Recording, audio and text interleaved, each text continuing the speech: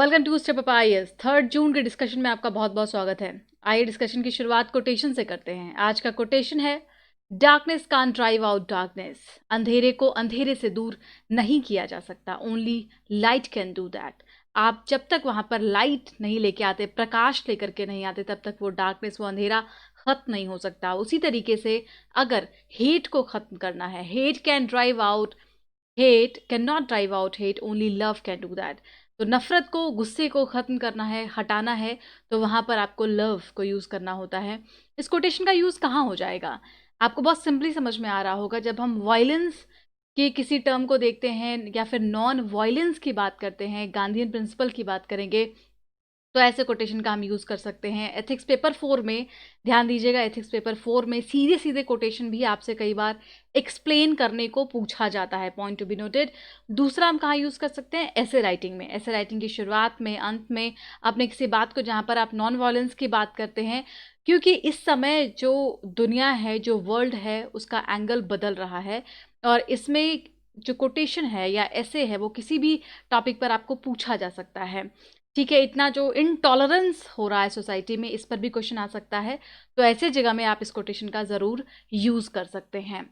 Point to be noted में आज मैं आपको एक चीज़ बताना चाहती हूँ और अर्ज भी करना चाहती हूँ। कुछ ऐसे लोग जो फ्रेशर हैं या फ्रेशर नहीं भी हैं, जिनको सिलेबस याद नहीं है, प्लीज़ आप लोग सिलेबस याद कीजिए। बहुत दुख होता है कमेंट में ये पढ़ करके कि अगर आप मुझसे ये कह रहे हैं कि जो क्वेश्चंस दिए जा रहे हैं आंसर राइटिंग के, उसके भी पेपर आपको बताए जाएं। भाई, वो जो क्वेश्चन फॉर्म किया गया है ना, वो आर्टिकल से फॉर्म किया गया है, और आर्टिकल में आपको टॉपिक बता दिया गया है कि आर्टिकल कौन से पार्ट में है सिलेबस के, और फिर वहीं से क्वेश्चन को फॉर्म किया गया है। तो इसका मतलब ये है कहीं ना कहीं कि आपको सिलेबस ठीक से याद नहीं है। दूसरी प्रॉब्लम, आप में से बहुत सारे लोग हैं जो वीडियो देखते तो हैं, लेकिन शायद ध्यान से सुनते नहीं हैं। I am very disappointed. ध्यान से सुनने का यहाँ पर मतलब ये है कि जब आपको चीज़ें इम्फेसिस की जाती हैं, इसको कहाँ यूज़ करना है, कैसे यूज़ करना है, क्यों पूछा जाएगा प्रीलिम्स में, तो उन फैक्ट्स पर फोकस ज़रूर कीजिए। ये सारी बातें आपके लिए बोल रही हूँ, मेरे लिए नहीं। आपने व्यू बढ़ा दिए, आपने देख लिया, मेरा काम हो गया है, लेकिन आपका काम तब होगा जब आप इन पॉइंट्स के ऊपर फोकस करेंगे। ऐसे राइटिंग के कोटेशन को अक्सर ये बताया जाता है कि कहाँ यूज़ होगा, कौन से पेपर में है, क्यों रेलेवेंट है, उसको उसी एंगल से आपको सोचना है। इसके लिए अवेयर होना बहुत ज़रूरी है, आपका प्रेजेंट होना बहुत ज़रूरी है। जैसे कई बार क्लासरूम में होता होगा ना कि आप लोग प्रेजेंट तो होते होंगे बट माइंड से एब्सेंट हो जाते थे, तो शायद मुझे लगता है यहाँ भी कई बार कुछ लोग इस प्रॉब्लम को फील कर रहे हैं। तो प्लीज़ एब्सेंट नहीं होना है डिस्कशन के दौरान, फुल प्रेजेंट रहना है।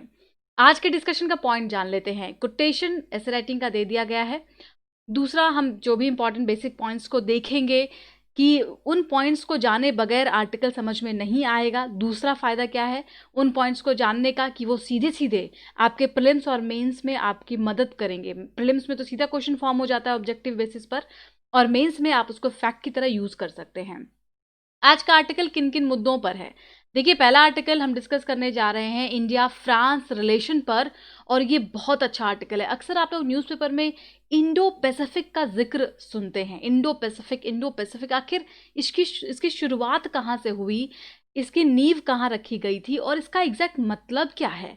इंडो पैसिफिक की जब बात की जाती है और शुरुआत में जब इसकी बात की गई थी, तो उसका क्या मतलब था, किस एंगल से इसको बनाया गया था? क्या शुरुआत से ही ये इकोनॉमिक, पॉलिटिकल, सिक्योरिटी, हर एंगल को डिस्कस करना इसका उद्देश्य था?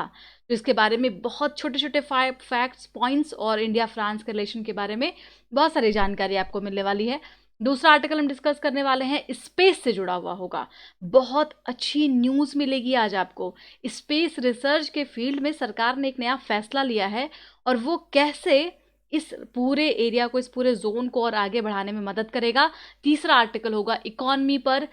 रंगराजन साहब का आर्टिकल है, तो बिल्कुल भी हल्के में ना लें, आपको उस आर्टिकल को सुनना बहुत ज़रूरी है। अंत में उसको डिस्कस किया जाएगा, लेकिन बेहतरीन आर्टिकल है। डाटा फैक्ट्स बहुत सारे मिलेंगे वहाँ पर, और आगे की क्या रणनीति इस पर भी हम बात करेंगे। क्वेश्चन दिए गए हैं आंसर राइटिंग के लिए, 5 क्वेश्चन है आज टोटल। ऑब्जेक्टिव क्वेश्चन आज का होगा, और प्रीवियस डे का भी आंसर चेक कर लेंगे। ठीक है, तो इतनी सारी चीज़ें होने वाली हैं, और ये टॉपिक्स हैं। इंडो पैसिफिक जोन जो हमने डिस्कस किया था अभी, इंडिया फ्रांस के रिलेशन में हम बात करेंगे, तो वहाँ पर ये सारे पॉइंट हमारे कवर होंगे अलग से। इंडो पैसिफिक जोन की बात करेंगे, IORA, और CSIR ये आर्टिकल आएगा, स्पेस के दौरान ये टर्म हमें जानने को मिलेगा। IOC इंडियन ओशन कमीशन के बारे में बहुत इंपॉर्टेंट बात आपको पता चलेगी। चलिए अभी आप सोचिए एक सेकंड के लिए कि आपको क्या लगता है, भारत इसमें मेंबर है? तो इसको जानने के लिए हम इसके बारे में पढ़ेंगे अभी। इंडिया फ्रांस कोऑपरेशन पर बात होगी, नॉमिनल GDP जो खैर अब तो आपको समझ में आ जाता होगा, पता भी होगा। स्टिमुलस पैकेज के बारे में भी कई बार डिस्कशन हम कर चुके हैं। पब्लिक सेक्टर बोरोविंग कितना है, किधर हो रहा है, कितना और होना चाहिए, फिजिकल डेफिसिट के क्या हालात हैं और ये एक्चुअली में होता क्या है, बेसिक पॉइंट्स। ठीक है, देखिए आर्टिकल कौन सा है, पहला आर्टिकल न्यू फ्रंटियर, और उसके बाद ये स्लो डाउन आर्टिकल नहीं है, ये कॉन्टोर ऑफ रिकवरी हम डिस्कस करने वाले हैं, सी रंगराजन साहब का होगा। शोरिंग अप इंडो पैसिफिक बहुत डिटेल में डिस्कस करेंगे। ये छोटी सी न्यूज़ है, इसको मैंने सोचा इसमें इंक्लूड कर दें, आपको पता चल जाएगा। अभी लगातार अलग अलग कंपनियां हैं वो रेटिंग कर रही हैं, ये तो खैर होना ही था। तो मूडी के द्वारा जो रेटिंग है इसको भी एक बार आप पढ़ सकते हैं, यहाँ से कुछ फैक्ट्स आपको मिल जाएंगे कि क्या अभी स्थिति बन रही है पूरे देश की इकोनॉमिक टर्म में, आप ग्रोथ लेवल को जान सकते हैं। खैर बहुत अभी अलग अलग और गजब सा डाटा आपको मिलेगा, जब आप इकोनॉमी वाले आर्टिकल में जाएंगे तो वहाँ पर देखेंगे कि ग्रोथ कितना नीचे, और इवन हम उसको ग्रोथ कह ही नहीं सकते जो अभी अज्यूम किया जा रहा है। एक न्यूज़ है ये भी जान लीजिए, चाइना 1124 मेगावाट का पावर प्रोजेक्ट बनाने जा रहा है। कहाँ पर, POK वाले रीजन में। चाइना मान नहीं रहा, एक के बाद एक के बाद एक नए कारनामे और POK में अपना हक जमाने की कोशिश में लगा हुआ है। ये जानकारी बहुत ज़रूरी है प्रीलिम्स के पर्सपेक्टिव से, इसको ध्यान दीजिएगा। CPEC आपको पता होगा, और ये जो पूरा रीज़न है यही आज इतना ज़्यादा टेंशन क्रिएट कर रहा है इंडिया चाइना के बीच में, और इस पर फिर से चाइना अग्रेसिवली लग गया है। ठीक है, तो ये न्यूज़ आपको मालूम होना चाहिए। चाइना पाकिस्तान इकोनॉमिक कॉरिडोर से जुड़ा हुआ है ये। अब आइए आंसर राइटिंग के क्वेश्चन को देख लें, 5 क्वेश्चन है टोटल, इस पर हम जब लास्ट में जाएंगे तो थोड़ा सा डिस्कस भी कर लेंगे। हिंदी माध्यम के छात्रों के लिए भी है, बहुत अच्छा लगता है जो लोग इस आंसर को लिखते हैं और कमेंट बॉक्स में डालते हैं या वो कहते हैं कि वो आंसर को लिख रहे हैं, तो वेरी गुड, बहुत अच्छे इनिशिएटिव है ये और आप इसका पूरा फ़ायदा उठाइए। ऑब्जेक्टिव क्वेश्चन में देख लेते हैं, इंडो पैसिफिक रीजन की बात करेंगे और इसी से जुड़ा हुआ क्वेश्चन है। दूसरा सवाल पूछा जाएगा आपको कमीशन से जुड़ा हुआ, और ये IOC का जिक्र यहाँ पर है, उसी के बारे में बात करेंगे। फिर IORA है, इंडियन ओशन रिम एसोसिएशन, उसके बारे में क्वेश्चन पूछा गया है। New millennium Indian technology leadership initiative, क्या आपने सुना है इसके बारे में? खैर आर्टिकल में पता चल जाएगा आपको। 5वां सवाल नॉमिनल GDP से पूछा गया है। ठीक है, ये जानकारी कोचिंग से जुड़ी हुई है, थोड़ा सा देख लेते हैं। इसमें जो लोग नए हैं वो पहली बार अभी जुड़े हैं इस प्लेटफॉर्म पर, उनको बता दें कि इंस्टीट्यूट मुखर्जी नगर दिल्ली में है। आप यहाँ पर ऑनलाइन ऑफलाइन दोनों तरीके के कोर्स को अवेल कर सकते हैं। यहाँ पे 2 तरीके का कोर्स आपको मिल सकता है, एक तो फुल फ्लेजेड जो आप जानते हैं फाउंडेशन कोर्स की तरह, और दूसरा एक पर्सनल गाइडेंस का कोर्स, और इसमें एडिशनल भी है आंसर राइटिंग। तो आप अगर आंसर राइटिंग में अपने आप को कमज़ोर महसूस करते हैं, गाइडेंस के लेवल पर कमज़ोर महसूस कर रहे हैं, भले ही आपने कोचिंग कर लिया है, तो भी आप हमें अप्रोच कर सकते हैं। बहुत ही अच्छा फीचर आपको मिलेगा जिसमें एक मेंटर आपकी मदद करेंगे। ज़्यादा जानकारी के लिए कॉल कर लेंगे आप लोग प्लीज़ 8750069419 पर। आइए आगे बढ़ें, स्टार्ट करते हैं अपना discussion. Shoring up Indo Pacific, GS paper 2 IR से इसको आप एसोसिएट कर दें। ठीक है, इसमें हम ग्लोबल ग्रुपिंग, बायलैटरल रिलेशन, हर चीज़ के बारे में बात करने वाले हैं। तो सबसे पहले हम इस आर्टिकल को समझने के लिए जो इसका बेसिक पॉइंट है वो जानने की कोशिश करते हैं। इंडो पैसिफिक जोन जब कहा जाता है तो आपके दिमाग में क्या पिक्चर बनता है? आपको क्या लगता है इंडो पैसिफिक जोन का मतलब पूरा पैसिफिक और पूरा इंडियन ओशन? नहीं, यहाँ पर रुकना है, ये डिफरेंस है थोड़ा सा। पहले तो आप इस पूरे इमेज को ध्यान से देखिए, ये हो गया आपका इंडियन ओशन, ठीक है, और उसके बाद ये हो गया पैसिफिक ओशन। लेकिन ध्यान दीजिए, पैसिफिक ओशन ये पूरा है, ठीक है, इंडियन ओशन ये पूरा है, लेकिन यहाँ पे जो जोन आपको दिखाया जा रहा है, जो हाईलाइटेड जोन है, वो इतना सा है। इसका मतलब है कि there is some difference. Full Indian Ocean और फुल पैसिफिक ओशन इस इंडो पैसिफिक जोन का पार्ट नहीं है, ध्यान दीजिएगा, ठीक है। और आपको इन देशों को भी ध्यान से देखना है, कहाँ पर चाइना है, किधर अमेरिका है, किधर ऑस्ट्रेलिया है, किधर इंडिया है, और इनके बीच में क्या कोलैबोरेशन और कोऑपरेशन अभी बन रहा है, ये जानना बहुत ज़रूरी है। तो आइए पहले हम इंडो पैसिफिक जोन की बात करते हैं। इसका मतलब पहले आपको समझना है, इंडो पैसिफिक जोन का मतलब क्या है। डेफिनेशन के अकॉर्डिंगली इंडो वेस्ट पैसिफिक और इंडो पैसिफिक एशिया भी इसको कहा जाता है, ध्यान दीजिएगा, ठीक है। इसमें tropical water of Indian ocean, western and central Pacific ocean आते हैं, ठीक है, ये बात समझनी है आपको। बट इसमें कुछ ऐसे ऐसे सेक्टर भी है जो नहीं आते हैं। क्या क्या आते हैं ये समझ में आ गया? एक बार फिर से इमेज देख लीजिए। ये वाला सेक्शन यानी कि ये ट्रॉपिकल इंडियन ओशन हो गया, और इधर आप देखिए ईस्टर्न पैसिफिक ओशन की हम बात कर रहे हैं, ये इसके अंदर आता है। कौन नहीं आता है? What is not included in this Indian Indo Pacific zone? तो टेम्परेट एंड पोलर रीजन, जो इंडियन ओशन का टेम्परेट और पोलर रीजन है इंडियन एंड पैसिफिक ओशन का, वो इसमें नहीं आता है, ठीक है। Nor the tropical eastern Pacific, Pacific का जो ट्रॉपिकल ईस्टर्न पोर्शन है वो भी इसमें नहीं आता है, तो कंफ्यूज नहीं होना है यहाँ पर। ट्रॉपिकल इंडियन ओशन इसका पार्ट है, लेकिन ट्रॉपिकल वाटर्स में आता है, लेकिन जब पैसिफिक में जाएंगे तो वहाँ का ट्रॉपिकल ईस्टर्न साइड इसमें नहीं आता है। क्यों? क्योंकि ये वेस्टर्न साइड है, पैसिफिक ओशन ये रहा, ठीक है, ये ईस्ट हो गया और ये वेस्ट हो गया। तो ईस्टर्न ट्रॉपिकल देखिए आप यहाँ पर, ये इसका पार्ट नहीं है। इस डिफरेंस को बहुत अच्छे से समझना है। अब हम बात करते हैं इसकी शुरुआत कैसे होती है, इंडो पैसिफिक टर्म कहाँ से आता है।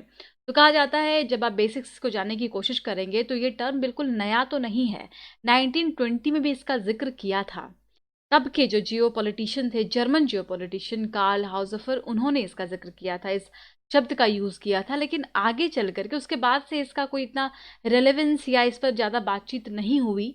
लेकिन अभी रिसेंटली अगर हम देखेंगे तो 2007 की बात है।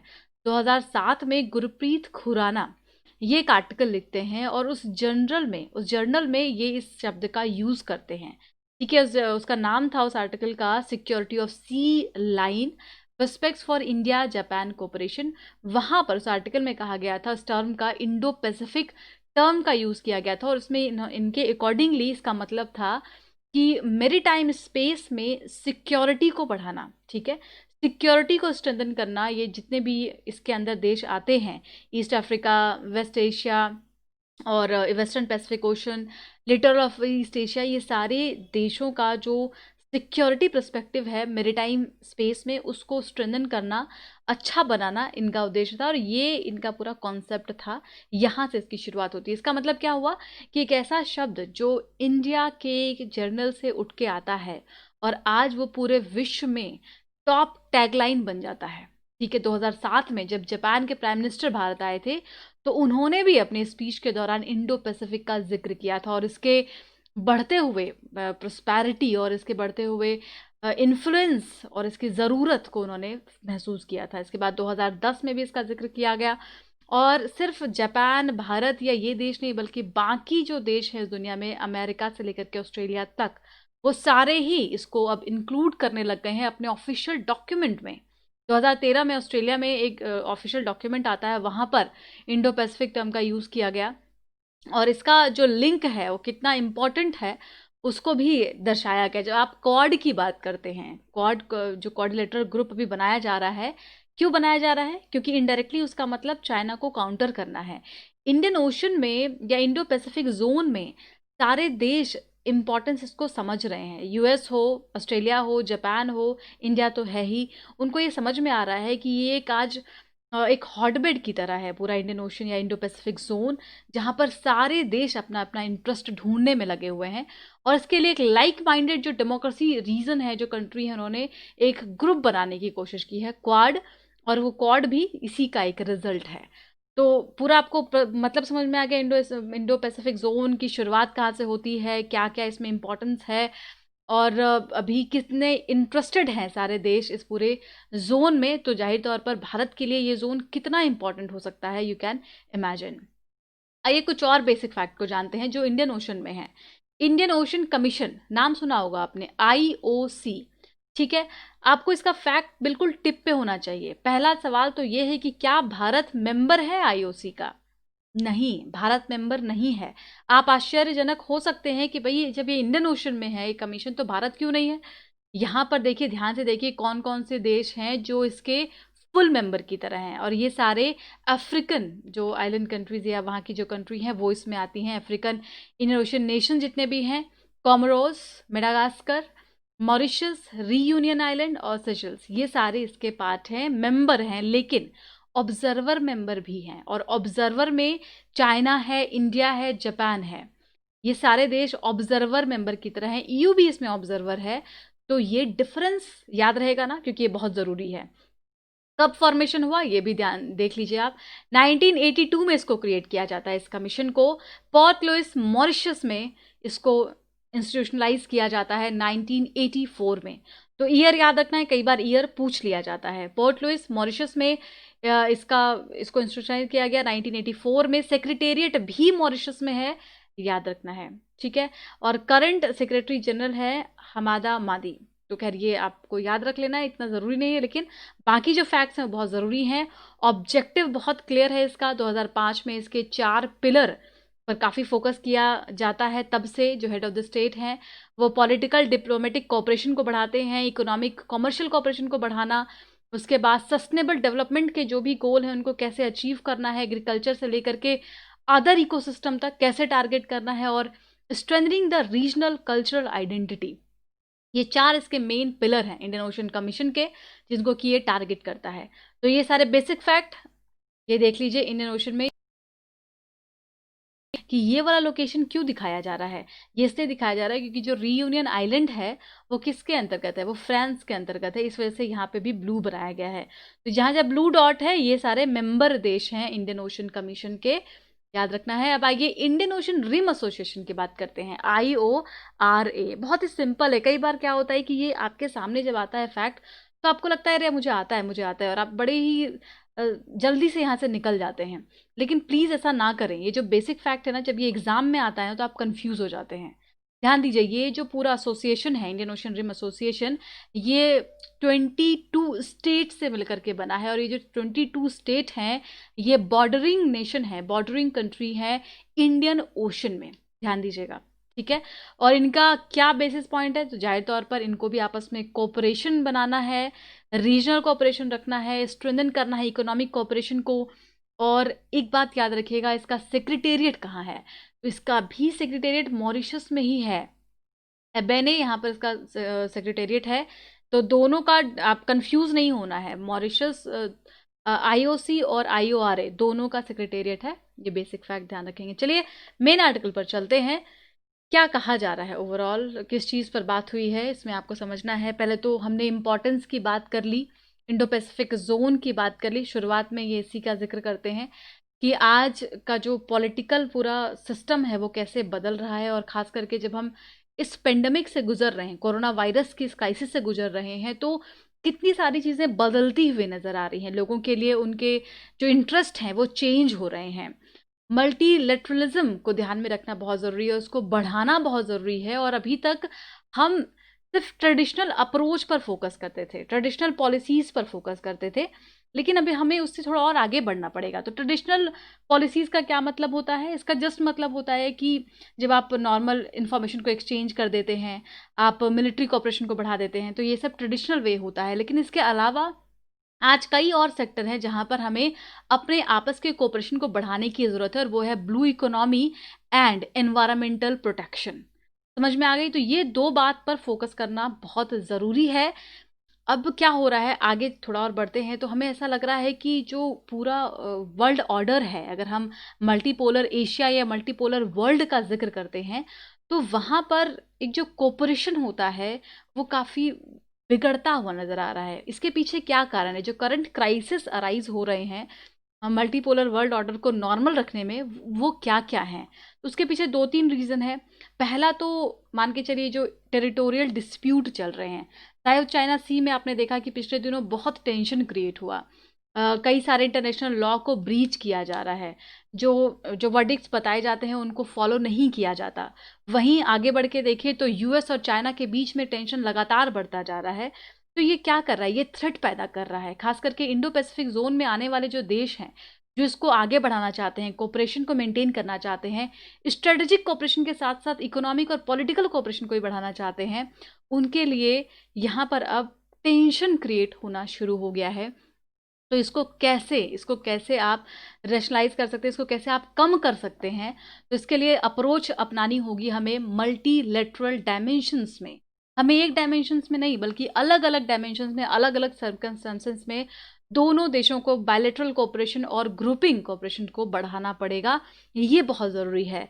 मल्टीलैटरलिज़्म के में क्या-क्या चीज़ें हम देख सकते हैं। एक तो रीजनल डायमेंशन को आपको फ़ोकस करना है, मल्टीलैटरल डायमेंशन को तो फ़ोकस करना ही है। And factor of the national policies, कई सारी ऐसी चीज़ें हैं जो नेशनल लेवल पर जो पॉलिसीज़ बनी हुई हैं वो भी बहुत मैटर करती हैं। हम कहाँ का ज़िक्र कर रहे हैं? हम इंडो पैसिफिक ज़ोन का ज़िक्र कर रहे हैं, राइट? वहाँ पे कई सारे देश हैं, सभी लोग अपनी-अपनी तरफ से एक्टिव हैं। चाइना इकोनॉमिकली दबाव बनाने की कोशिश करता है उस एरिया में। यूएस स्ट्रेटेजिकली आने की वहाँ पर कोशिश कर रहा है। आज हम ज़िक्र कर रहे हैं फ्रांस का। फ्रांस कैसे इस एरिया में अपना कोऑपरेशन बढ़ाने की कोशिश कर रहा है, उसमें इंडिया और फ्रांस का जो रिलेशन है, वो कितना अच्छा साबित हो रहा है इस दौरान। जब पूरे वर्ल्ड में एक क्राइसिस अराइज़ हो रही है, एक टेंशन क्रिएट हो रहा है, वहीं पर इंडिया और फ्रांस का रिलेशन इतना अच्छा, इतना बेहतरीन कैसे है? तो इंडियन ओशियन नवल सिम्पोजियम में अभी फ्रांस शेयर कर रहा है 2 साल के लिए, और यहाँ पर फ्रांस के द्वारा कई सारे कमिटमेंट भी किए गए हैं कि इंडो पैसिफिक ज़ोन को कैसे आगे बढ़ाना है, इसके लिए काफ़ी काम कर रहा है। India as observer in Indian Ocean commission, अभी हमने देखा कि आईओसी में इंडिया क्या है, ऑब्ज़र्वर की तरह है, और उसमें फ्रांस फुल मेंबर है क्योंकि उसमें रियूनियन आइलैंड फुल मेंबर है। तो उसने इंडिया को वहाँ पर वेलकम किया एज़ एन ऑब्ज़र्वर कि इंडिया के आने से उस पूरे रीजन में कोऑपरेशन और ज़्यादा स्ट्रांग हो पाएगा और बहुत सारी अपॉर्चुनिटीज़ मिलेंगी। अ मैसेज फ्रॉम फ्रांस, तो फ्रांस के द्वारा क्या मैसेज दिया जाता है? अभी एक समिट हुआ था, 2019 की बात है ये। वहाँ पर ब्लू इकोनॉमी और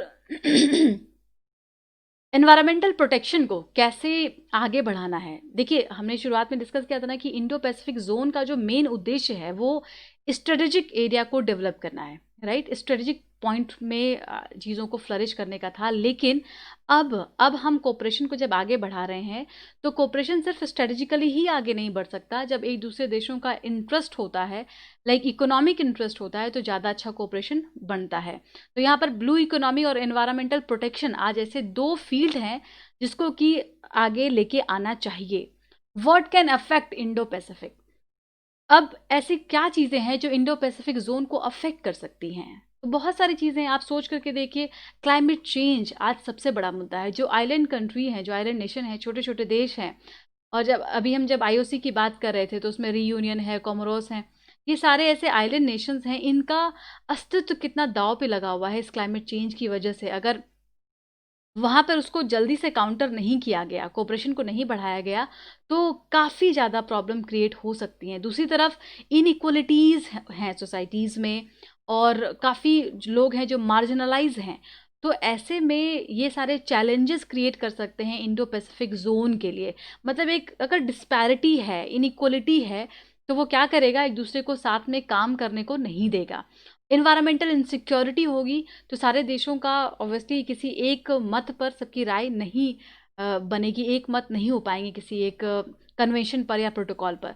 तो इसके लिए बहुत ज़रूरी है कि जो मेन कंसर्न है उसको ध्यान में रखा जाए, और मेन कंसर्न आज कहीं ना कहीं क्लाइमेट चेंज, नेचुरल रिसोर्सेज और लाइवलीहुड का है, जिसको फोकस करने की ज़रूरत है, और यही डैमेज क्रिएट कर सकते हैं इंडो पैसिफिक जोन में। What should be done? तो आंसर आपको प्रॉब्लम के साथ साथ ही मिल जाता है। इसका सिंपल सा सॉल्यूशन क्या हो सकता है? प्रोटेक्शन की नीति को अपनाना और उसको इम्प्लीमेंट करना बहुत ज़रूरी है। जब भी आप मैरीटाइम इकोनॉमी की बात कर रहे हैं, मरीन इकोनॉमी की बात करते हैं, सस्टेनेबल बनाने की बात करते हैं, लोगों के लाइवलीहुड, हमने क्यों बोला? क्योंकि ऐसे बहुत सारे देश हैं जो मरीन इकोनॉमी पर ही बेस्ड होते हैं, फिशरीज़ पर ही बेस्ड होते हैं। तो उनके लाइवलीहुड को प्रोटेक्ट करना भी हमारी ज़िम्मेदारी है, और ये तब प्रोटेक्ट होगा जब बायोडाइवर्सिटी को हम प्रोटेक्ट करेंगे, और इनको प्रोटेक्ट करने वाले जितने भी कानून बनते हैं, रूल बनते हैं, कन्वेंशन बनते हैं, उनको लोग यानी अदर देश उसको वैसे ही फॉलो करेंगे, तब जा कर के यहाँ पर कॉपरेशन हम मेंटेन कर पाएंगे। और इसमें भारत भी बढ़ चढ़कर हिस्सा ले रहा है कि कैसे इस कॉपरेशन को आगे बढ़ाया जाए। हमारे एक्सटर्नल मिनिस्टर ने क्या कहा था? For something not against somebody. आप कुछ के लिए किसी का नुकसान नहीं कर सकते, for something and not against somebody. France का कमिटमेंट क्या है इस चीज़ पर? तो फ्रांस ने भी कई चीज़ें कमिट की हैं इसको लेकर के कि आगे फर्दर कोऑपरेशन को और बढ़ाने के लिए, ब्लू इकोनॉमी को स्ट्रॉन्ग करने के लिए इन्होंने पैकेजेस को भी अनाउंस किया है कि ये कैसे स्ट्रॉन्ग बनाएंगे आईओआरए को। इसके लिए इन्होंने ओवरऑल कुछ फाइनेंस से भी हेल्प करने का बोला है कि 1 मिलियन यूरो ये अगले 3 साल में खर्च करने वाले हैं, एलोकेट करने वाले हैं। और आईओआरए का जो एक्शन प्लान होगा उसको पार्टनरशिप के साथ इम्प्लीमेंट किया जाएगा और इसके लिए ये पूरी कोशिश करेंगे। तो अभी हमने क्या देखा, एक तरफ भारत जो बढ़ चढ़ कर पार्टिसिपेट कर रहा है, अलग अलग चीज़ों में अपने आप को लाने की कोशिश कर रहा है ताकि जो सस्टेनेबल डेवलपमेंट है उसको हम अचीव कर पाएँ, इंडियन ओशन में वहाँ पर आने वाली समस्याओं को कम कर पाएँ। और साथ में फ्रांस है जो आईओआरए है उसकी तरफ से काफ़ी ज़्यादा अच्छा करने की कोशिश कर रहा है। तो कंक्लूजन में यही कहा जा रहा है कि दोनों देशों के बीच में कोऑपरेशन का अच्छा होना इस वजह से भी है क्योंकि दोनों एक लाइक माइंडेड कंट्री की तरह काम कर रहे हैं, मल्टीलेटरल डायमेंशंस को फोकस कर रहे हैं। उसके साथ साथ जो ब्लू इकोनॉमी और इन्वायरमेंटल प्रोटेक्शन है वो भी इनका प्रायोरिटी वाला एरिया है। तो इस वजह से दोनों देशों के बीच में जो आज कोऑपरेशन है वो बहुत अच्छा है और बहुत अच्छी स्टेबिलिटी आ गई है रिलेशन में। आइए अगला आर्टिकल देखते हैं, बहुत ही इंपॉर्टेंट आर्टिकल होगा, स्पेस एसोसिएट करेंगे GS paper 3 science and technology. News क्या है, खबर बहुत इंपॉर्टेंट है और खबर ये है कि 16 मई को फाइनेंस मिनिस्टर निर्मला सीतारमन जी ने अनाउंस किया, कई सारे अनाउंसमेंट ये कर रही हैं हालांकि, लेकिन एक अनाउंसमेंट जो बहुत बेहतरीन है वो अनाउंसमेंट ये है दैट कि opening up space and atomic energy to private players के लिए स्पेस और एटॉमिक एनर्जी को खोला जा रहा है। बहुत अच्छी अपॉर्चुनिटी मिलने वाली है पूरे देश को। Can India take advantage? बिल्कुल एडवांटेज लिया जा सकता है। इसके लिए जो प्रॉपर रूल रेगुलेशंस बनाने की ज़रूरत है उसको बनाए जाने चाहिए, प्राइवेट प्लेयर्स को सपोर्ट करने की ज़रूरत है और फिर जो भी इम्पॉर्टेंट असिस्टेंस है गवर्नमेंट की तरफ से वो उनको देना होगा और फिर इससे बहुत अच्छा एडवांटेज हम ले सकते हैं। अभी ये जो पूरा सेक्टर है स्पेस एंड एटॉमिक एनर्जी का, ये ओपन है, भी बहुत कुछ है यहाँ पर करने के लिए। और कहा जाता है कि 17,000 स्मॉल सैटेलाइट्स को अभी लॉन्च किया जाना है in the low earth orbit by 2030 और उसमें काफ़ी अच्छा स्टेप है गवर्नमेंट का, ये जो अनाउंसमेंट है कि प्राइवेट प्लेयर को आने दिया जाए।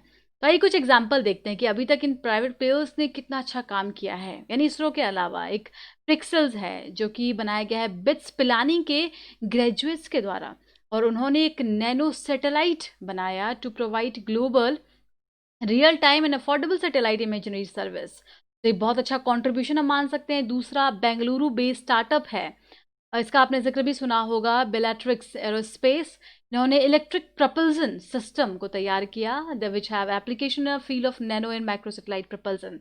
और तीसरा है मुंबई बेस्ड स्टार्टअप मनास्तु स्पेस और इन्होंने ग्रीन प्रपल्जन को, जहाँ पर हाइड्रोजन पेरोक्साइड को फ्यूल की तरह यूज़ किया जाएगा। तो आप देखिए ये सारे अचीवमेंट्स हैं, 3 एग्जाम्पल बस लिया गया यहाँ पर और भी कई ऐसे एग्जाम्पल्स हैं जिनको आप और मैं नहीं जानते। तो अभी प्राइवेट प्लेयर को यहाँ पर आने देना, एंट्री देना स्पेस और एटॉमिक एनर्जी के फील्ड में काफ़ी अच्छा साबित हो सकता है। लेकिन ये पूरी तरीके से इसका एडवांटेज हमें तब मिलेगा जब कुछ एक पर्टिकुलर चीज़ों को हम एड्रेस करेंगे। पहली प्रॉब्लम क्या हो सकती है, वो है फंडिंग की। तो यहाँ पर गवर्नमेंट को आगे आना होगा और उनको फंड करना होगा। We must trust the support early stage innovation through adventure capital, not just risk adverse venture capital. मतलब आप जो फंडिंग करेंगे आप ये सोच करके फंड कीजिए कि एक एडवेंचर है। जैसे कि फॉर एग्जांपल जब चंद्रयान 2 को लॉन्च किया गया था तो वहाँ पर ये नहीं देखा गया था कि चंद्रयान 2 का अगर नुकसान हो जाता है तो क्या होगा, कितना रिस्क है, पैसा देना चाहिए या नहीं देना चाहिए। तो ये एक ऐसा फील्ड है, स्पेस और एटॉमिक का एक ऐसा फील्ड है जहाँ पर आपको एडवेंचर के साथ काम करना होता है। तो उसी माइंडसेट से इनको फंडिंग देने की ज़रूरत है और फंडिंग काफ़ी क्रूशियल इशू हो सकता है आगे चल करके।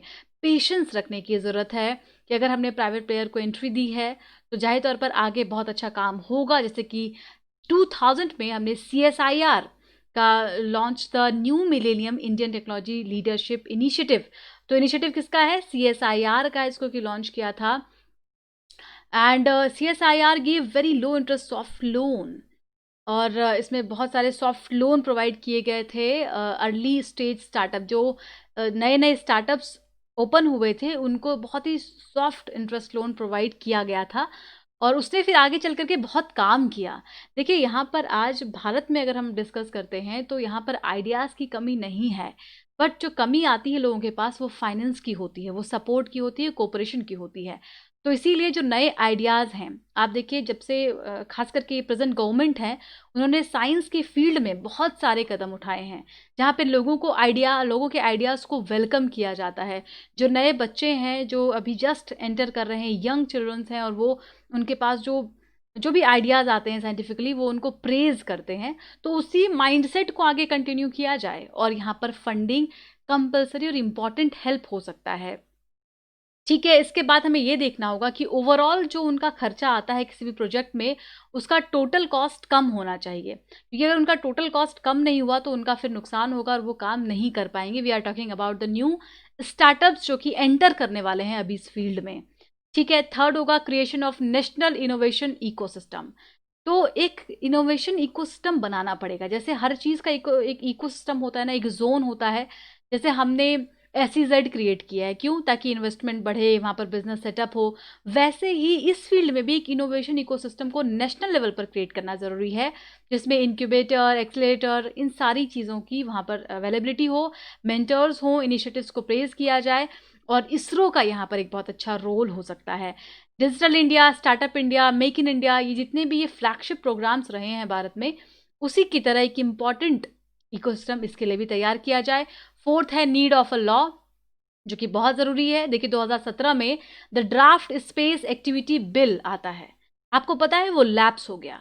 तो ऐसी एक्टिविटीज़ अगर लैप्स हो जाती हैं, ऐसे कानून अगर बन नहीं पाते, तो आगे चल कर के वो बहुत नुकसान पहुंचाते हैं और इसीलिए सबसे पहले जो ज़रूरत है वो है एक अच्छे लॉ की, कानून की, जो इस पूरे ज़ोन को रेगुलेट करता हो, लोगों के इंटरेस्ट को प्रोटेक्ट करता हो। From leap frogging to pole vaulting. अब यहाँ पे कहा जा रहा है कि इसमें हमें किस चीज़ की ज़रूरत है? पोल वॉल्टिंग की। पोल वॉल्टिंग का मतलब होता है कि छलांग लगा करके बिल्कुल टॉप पर पहुँच जाना। तो कहा जा रहा है कि आप मेढक की तरह ना चलें, बल्कि अब यहाँ पे जो इनिशिएटिव हमने अनाउंस किया है वो कुछ इस तरीके से हो जो सीधा एक छलांग में टॉप पर पहुँच जाए। इस अप्रोच को फॉलो करना चाहिए हमें, क्योंकि दुनिया में कई सारे देश हैं जो ऑलरेडी बहुत आगे बढ़ चुके हैं और उसमें भारत को अगर उनको टक्कर देना है, तो हमें एक बहुत बड़े छलांग की ज़रूरत पड़ेगी। क्या 10% इसमें जब खर्च किया जा रहा है पूरी इकोनॉमी का, स्पेस इकोनॉमी में, तो क्या ये हेल्प कर पाएगा पोल वॉल्ट करने में? तो कहा जा रहा है बिल्कुल कर पाएगा। आत्मनिर्भर भारत अभियान जो सरकार ने इतना इंस्पायरिंग एजेंडा क्रिएट किया है, वहाँ से लोगों को आत्मविश्वास मिलता है, सेल्फ बिलीव और ट्रस्ट पैदा होता है और उसी सेल्फ बिलीफ और ट्रस्ट के साथ आगे बढ़ने की ज़रूरत है। ठीक है, तो आई होप क्लियर हो गया होगा। अगला आर्टिकल बहुत ही ध्यान से सुनिएगा, बहुत ज़रूरी है। The contour of recovery. आइए इसकी हम बात करते हैं, इसमें क्या क्या फैक्ट आपको मिलेगा। सबसे पहले आपको बता दें कि आर्टिकल कहाँ जाएगा, जीएस पेपर 3 इकोनॉमी में। मेन आर्टिकल पर चलते हैं। मुद्दा बहुत गंभीर है और मुद्दा ये है कि ग्रोथ बहुत नीचे प्रोजेक्ट किया गया है। ऐसे कई सारे एसोसिएशन हैं जो असेसमेंट करते हुए बताते हैं कि भारत का ग्रोथ जो जीडीपी है वो -5.0 पे पहुंच सकता है। इमेजिन कीजिए कितना भयानक स्थिति हो सकता है। नोमुरा के अकॉर्डिंगली ये -5.2% पर जा सकता है। आरबीआई ने भी एसेस किया है, लेकिन आरबीआई ने नंबर बताने से इनकार किया है। लेकिन हाँ, ये ज़रूर कहा है कि नेगेटिव जोन में जा सकता है ग्रोथ। तो ये सारी चीज़ें क्या बताती हैं? सारी चीज़ें बताती हैं कि स्थिति सही नहीं है। वर्ल्ड बैंक भी बीच में आता है और वर्ल्ड बैंक का भी ये कहना है कि जो रेंज होगा ग्रोथ का वो 1.5% से लेकर के 2.8% के बीच में हो सकता है। ठीक है, तो ये सब के असेसमेंट हैं अभी तक के जीडीपी के ग्रोथ के। और इसमें हम आते हैं ट्रेडिशनल कीनियन इको अप्रोच पर। तो बहुत अच्छा इन्होंने डिस्कस किया है और इनका कहना है कि जब हम ट्रेडिशनल अप्रोच पर जाते हैं ना, तो उसमें क्या कहा जाता है कि जो स्टिमुलस जो सरकार यहाँ पर खर्च करती है, सरकार के द्वारा जो एक्सपेंडिचर बढ़ाया जाता है, उसको वो आपकी मार्केट की इकोनॉमी को अच्छा बनाता है, उसको आगे लेकर के जाता है और कई तरीके से अफेक्ट करता है इकोनॉमी को पॉजिटिवली। ठीक है, लेकिन जब हम आप इसको और थोड़ा एक्सपैंड करके देखिए तो आपको पता चलेगा कि टोटल बोरोइंग अभी, अगर हम प्रेजेंट गवर्नमेंट की बात करें, तो गवर्नमेंट ने अनाउंस किया कि 2020-21 में वो जो ग्रॉस बोरोइंग करने वाले हैं उसमें 7.8 लाख से बढ़ करके ये 12 लाख करोड़ तक ऑलरेडी अनाउंस कर चुके हैं, ठीक है। और अगर वो ऐसा करते हैं तो फिजिकल डेफिसिट आपको पता है कितना हो जाएगा, 5.7 से लेकर के 5.8% तक फिजिकल डेफिसिट जा सकता है। Getting my point. अब ये प्रॉब्लम यहाँ पर इन्होंने बताई है कि अगर आप बोरोइंग को बढ़ाते हैं तो आपका फिजिकल डेफिसिट भी बढ़ जाएगा। रेवेन्यू का जो प्रोजेक्शन है, तो देखिए सरकार को रेवेन्यू कहाँ कहाँ से आते हैं और सारा शॉर्टफॉल हो गया है। तो रेवेन्यू का जरिया क्या क्या होता है, बजट टैक्स, जो आपका टैक्स आता है, जो आपने पहले सोच रखा है कि भाई डायरेक्ट टैक्स इतना आ जाएगा। नॉन टैक्स रेवेन्यू जैसे कि लोन वगैरह से जो आपको मिलते हैं, वापस किसी ने कर दिया। नॉन डेट कैपिटल रिसिप्ट, याद रखिएगा ये सब क्वेश्चन पूछा जाएगा आपसे कि नॉन डेट कैपिटल रिसिप्ट का एग्जाम्पल क्या होता है। एफडीआई इसमें आ सकता है इसके एग्जाम्पल में, ठीक है। तो ये जो एस्टिमेशन था कि इन सब चीज़ों से सरकार के पास जो पैसे आ जाएंगे, वो एस्टिमेटेड कितना था, जितना एस्टिमेटेड था उससे 18 लाख करोड़ था और ये 4.45 लाख करोड़ पर आ गया। आपको समझना है कि आपने जो एस्टिमेट किया कि मेरे पास इतना पैसा आ जाएगा, अब वो पैसा आपके पास नहीं आ रहा है। आपने बोला कि मैं आपसे 5,000 रुपये बोरो करता हूँ, लेकिन फिर आपने अचानक बोला कि नहीं, मेरे को आपसे 10,000 रुपये बोरो करने पड़ेंगे। तो एक तरफ तो आपका वो डेफिसिट बढ़ता जा रहा है, दूसरी तरफ जो आपके पास पैसे आने वाले थे वो भी कम आ रहे हैं। तो वो क्या करेंगे, वो सारी इकोनॉमी के सिस्टम को इधर से उधर कर देंगे, राइट। तो इन्होंने इसी को फिर यहाँ पे बताया है कि जो जो एक्सपेंडिचर होता है उसको डिवाइड करने की ज़रूरत है, उसको ठीक से एनालिसिस करने की ज़रूरत है। अगर आपका फिजिकल डेफिसिट बढ़ता भी है तो आप ये देखिए कि फिजिकल डेफिसिट किस टर्म में बढ़ रहा है, ठीक है। अब स्टिमुलस पैकेजेस की जब हम बात करते हैं तो वो दो होता है, एक तो बजटरी होता है और एक नॉन बजटरी होता है। जैसे अभी सरकार ने जो अनाउंस किया है 20 लाख 20.97 लाख करोड़ रुपीज़ का पैकेज किया है ना, आत्मनिर्भर भारत को बनाने के लिए। अब इसमें इसको दो भागों में आप बांट दीजिए। ये जो स्टिमुलस पैकेज है इसमें नॉन बजटरी पार्ट भी है और इसका बजटरी पार्ट भी है।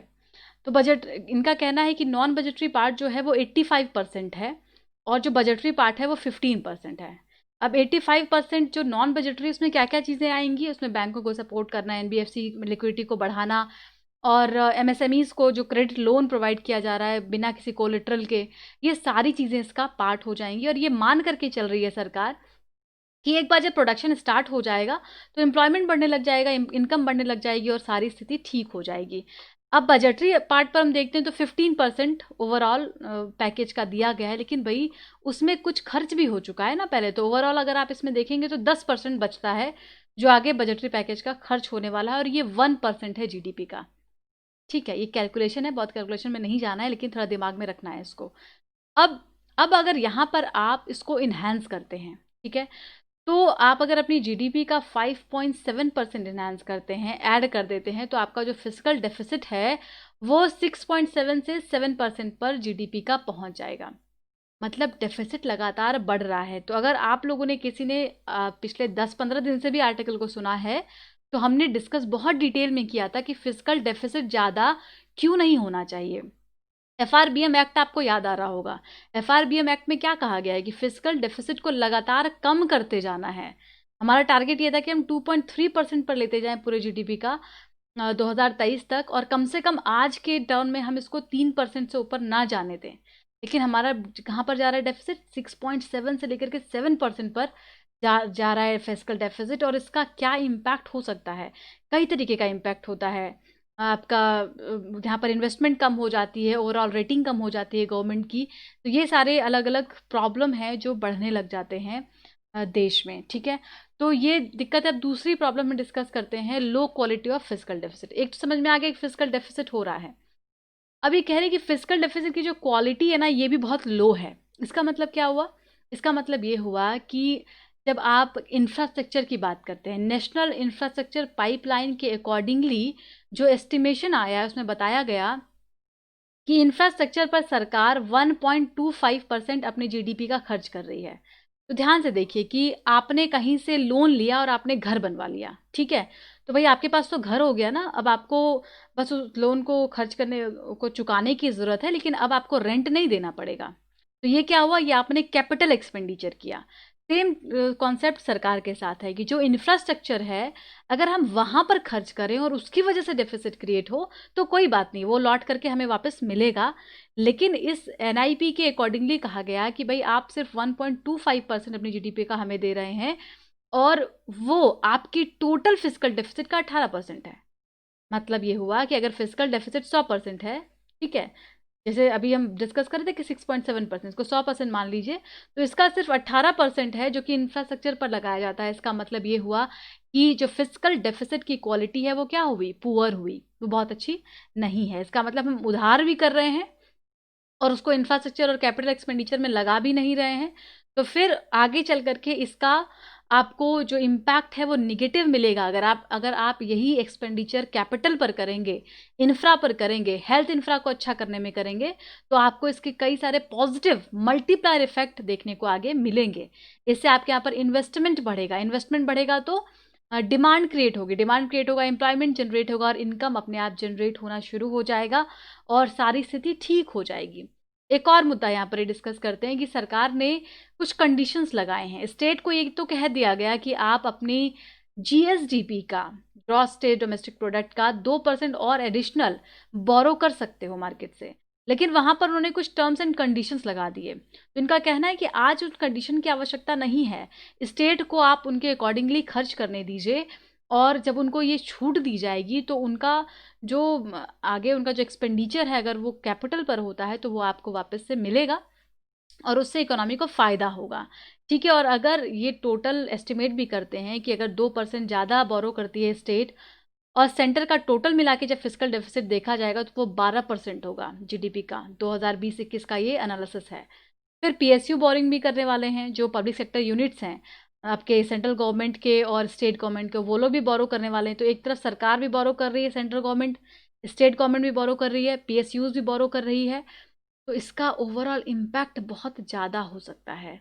अब अगर आपको इसको बचाना है इन चीज़ों को तो आपको मोनेटाइज करना ही पड़ेगा। आपको याद है हमने मोनेटाइजेशन पर बहुत सारे आर्टिकल डिस्कस किए हैं, तो ये फिर से आते हैं कि अनअवॉइडेबल मोनेटाइजिंग ऑफ डेट। इतने सारे डेट को अगर आपको चुकाना है तो आपको मनी को प्रिंट करना पड़ेगा। मोनेटाइजेशन के अलावा और ऑप्शन आपके पास बचता नहीं है क्योंकि स्थिति बहुत ज़्यादा क्राइसिस में जा चुकी है। कंक्लूजन में कहा जाए कि और क्या कर सकते हैं, what needs to be done, तो सिंपल है ना, रिफॉर्म पर फोकस कीजिए। जब भी आपसे पूछा जाए कि यार हम क्या करें, जैसे हमसे पढ़ाई नहीं हो रहा हम क्या करें, तो आप रिफॉर्म करो। किस में? अपने आप में रिफॉर्म करो। आप सोचो कि आप क्यों नहीं पढ़ रहे हो, आप कैसे पढ़ सकते हो, आपके पढ़ने का तरीका क्या है। वैसे ही जब इकोनॉमी में आपको सपोर्ट करना है तो आप क्या करेंगे, रिफॉर्म करेंगे।